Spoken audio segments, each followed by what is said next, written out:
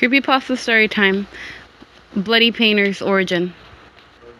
This is Helen, 14 years old.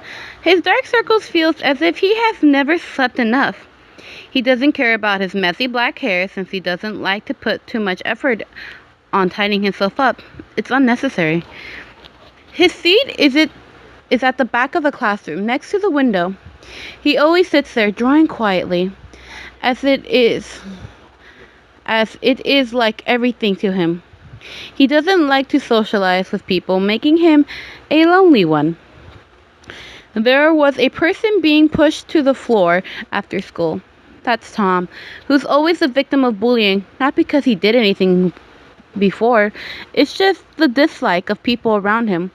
These things happen often, and Helen is used to it. Though he does feel bad for Tom, he doesn't want to interfere as it is quite bothersome. During recess, Judy says she's missing her watch as she searches for it. Helen doesn't help her since it's none of his business. Suddenly, someone sees something flashing in Helen's bag. "What's this?" Ban says, as he puts his hand into the bag and takes out a watch that is trimmed with fake diamonds. Helen is very surprised to see it, as he did not know how it got in there. "Ah, that's my watch!" Judy receives the watch from Ban after seeing the situation. Both of them stare at Helen with a weird glare. "It's not me," Helen says, who is still drawing on his notebook without raising his head a bit. "Yeah, right." Judy leaves the classroom with Ban as she concludes.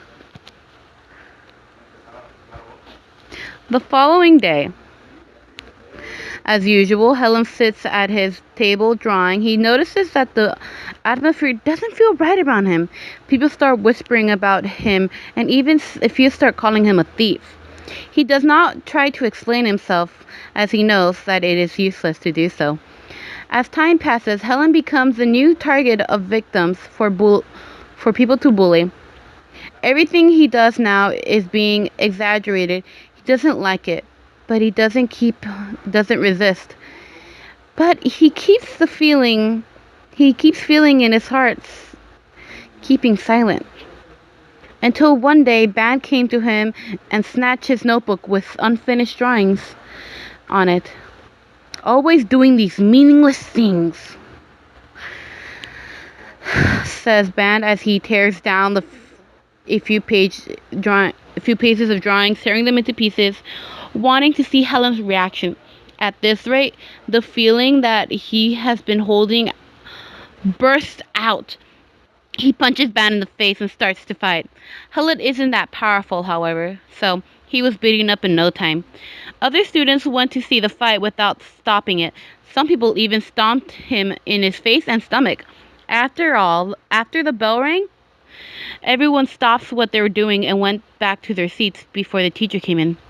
Helen returns to his seat as if nothing happened. The teacher enters the room later on.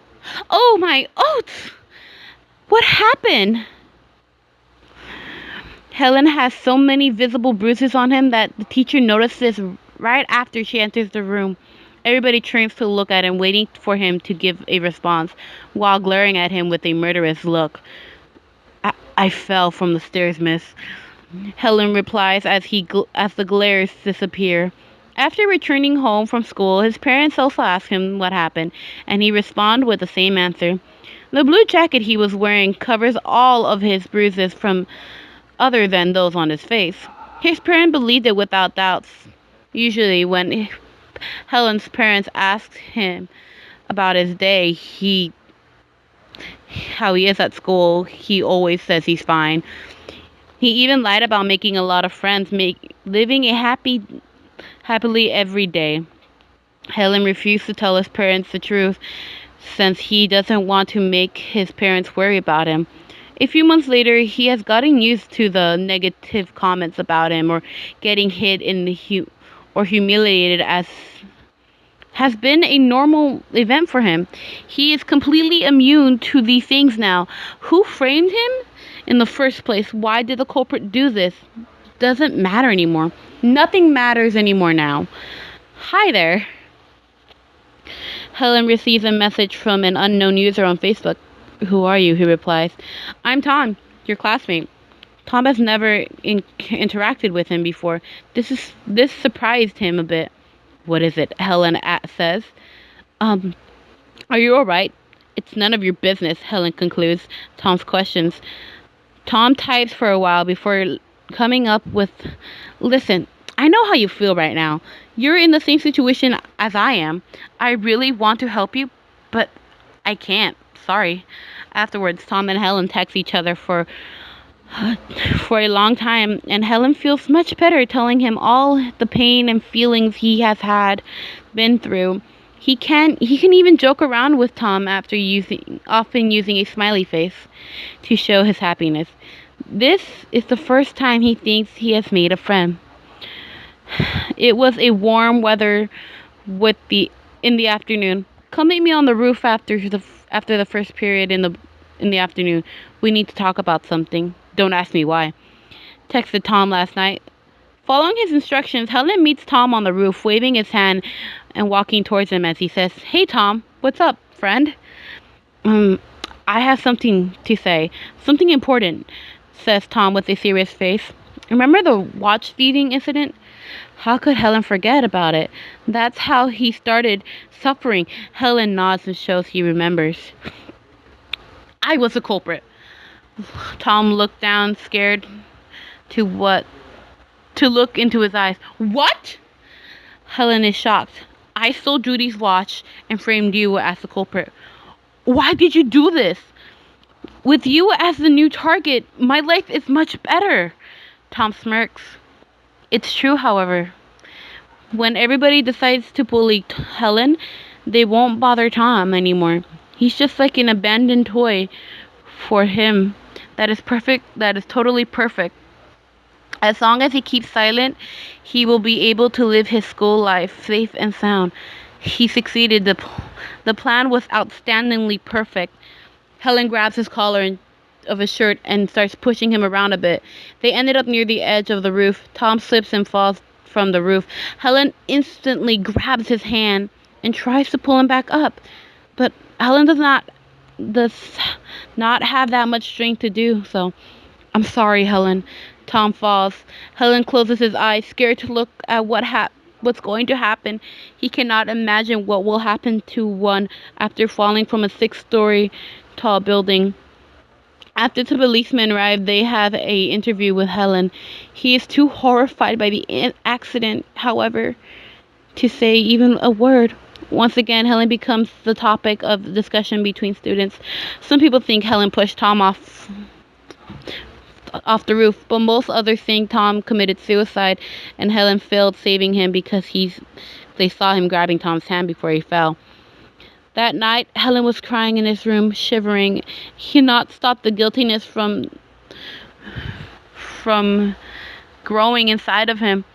He needs to calm down, and suddenly a thought flashes his mind. It's not my fault that Tom died. He deserves to die. That makes him feel much better, and his guiltiness fades away. Helen creepily smiles. Tom has his punishment. I suppose it's time for others to have theirs, isn't it? His cries turn into dark laughter in the dark. Helen's classmates decide to have a party on the day of Halloween, but it's not to celebrate Halloween. It's just to have their friends come over to party. Of course, Helen's not invited to the party. That night before the day of Halloween, Judy and Maggie were texting each other on Facebook. Both of them live in the school dorm rooms, and Judy's room is next to Maggie's. 9:03, Judy. Who's going to come tomorrow to the party? I'm so excited. 9:03, Maggie. Most of our class will be there, but I texted Brown so many times, and even though all his messages I sent are read, he just never replies to me. What the hell's wrong with him? 9:04, Judy. He's probably working, I guess. 9:06, Maggie. Something weird is happening. I've been hearing footsteps coming from my room for a long time. I think somebody's walking around the dorms. 9:06, Maggie. Wait, I'll go check. Using the hole in the door, Maggie saw something unusual. 9:07. Oh my god, there's a guy outside who's wearing a mask and a blue jacket. And he's holding a knife and he's covered in blood. 9:07. Maggie. Fuck! He's knocking on the door now. 9:08. Maggie. Oh god, oh god, oh god. 9:08. Judy. Just calm down.